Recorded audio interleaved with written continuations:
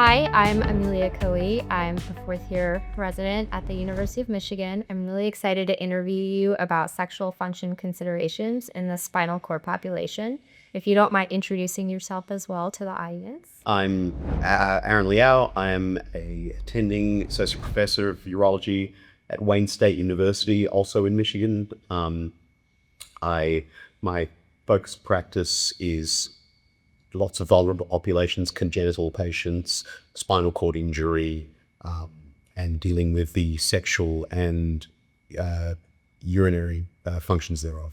I love that we're both Michigan-based, very close to each other, neighbors. So I have a list of questions here, and I'd like to start out with the basics. What is a spinal cord injury, and how does a spinal cord injury impact sexual health and intimacy? Sure. So, I mean, a spinal cord injury, I think most people sort of get that, but any sort of central nervous system injury from the brainstem down to the base of the spine interrupts neurological function. Now, there's many grades of spinal cord injuries.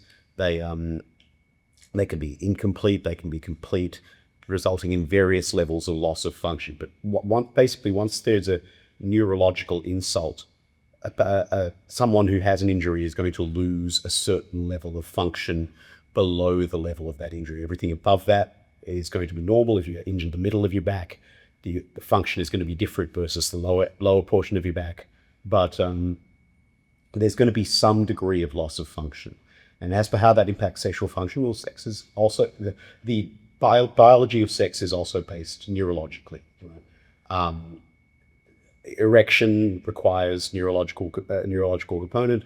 Ejaculation in man requires a neurological component. Sensation, which is important for sex, obviously, also very much affect.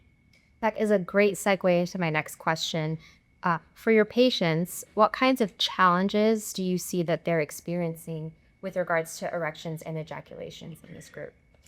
So specifically erections and ejaculations. A man with depending on the degree of spinal cord injury, erections may not occur when they want, right? Sometimes they can occur, but they occur at unusual times or when they're wanted. Their sensation may be impaired, so they can't sort of stimulate themselves to erection because they're not really feeling it. The neurologic pathways for erection and ejaculation are entirely separate. So one can be affected and the other one not. Typically, ejaculation is almost always affected, whereas erections may not be. So an erection, some men have perfectly normal erections, others lose the ability to be spontaneous about it. But as far as ejaculation goes, most men with any sort of complete spinal cord injury will experience inability to ejaculate on command. Sometimes you ejaculate at inappropriate times, sometimes when the penis is flat, but losing the ability to ejaculate as part of a normal climax is predicted. Thank you for that explanation. Are there any treatments or devices that can help improve those challenges for patients? Absolutely. So the same things that work on the typical able-bodied population also work in spinal cord injuries, right? And they work to pretty much the same degree of effectiveness. So Viagra, Cialis, drugs in that class work just as well as they normally do. The other things that we typically use are injections, penile injections, where we inject yourself, the patient injects himself with medication directly into the shaft of the penis to reduce erection. And finally, implants, penile implants that we can place so they can pump up and get erections at command. Ejaculation is a little bit more difficult. Generally, you have to find a way to provide sufficient stimulation to the penis and or prostate to produce an ejaculation.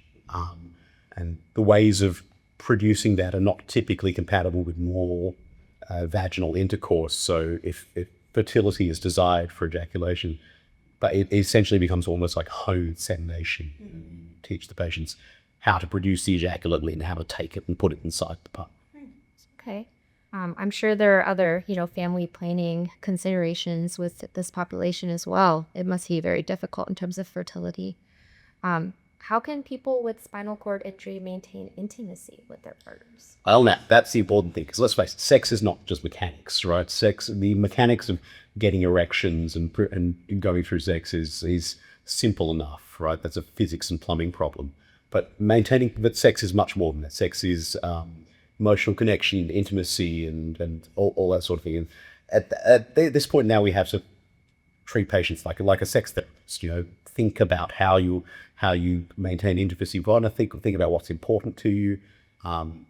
Make both of you feel valued, respect. People who have spinal cord injuries have, by definition, had a loss of function. They were previously able to do things that now they can't, right? And that is emotionally and mentally disabling for many people, so at least in the short term. You go through a grief process and you eventually find a way to move on with your life. And the same is true of sexual function. Some things have been lost and you will need to find new ways of doing things. But what I say to them is, you and your partners have to now think about how to do things that previously came very naturally. As long as everyone is willing to work on that, it's usually very practical, very doable. I like the recommendation for, counseling. That could be very helpful.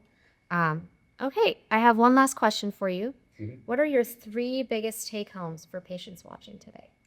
So, I guess the 3 would be, especially for patients, is the first thing is, sexual function is still a part of your life. It doesn't have to be compromised unless it doesn't have to, right?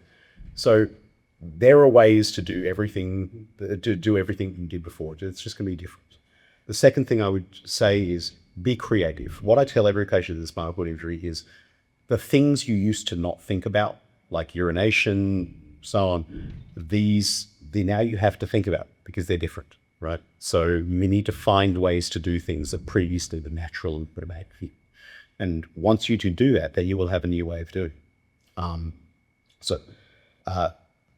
Sex is part of your life. Be creative.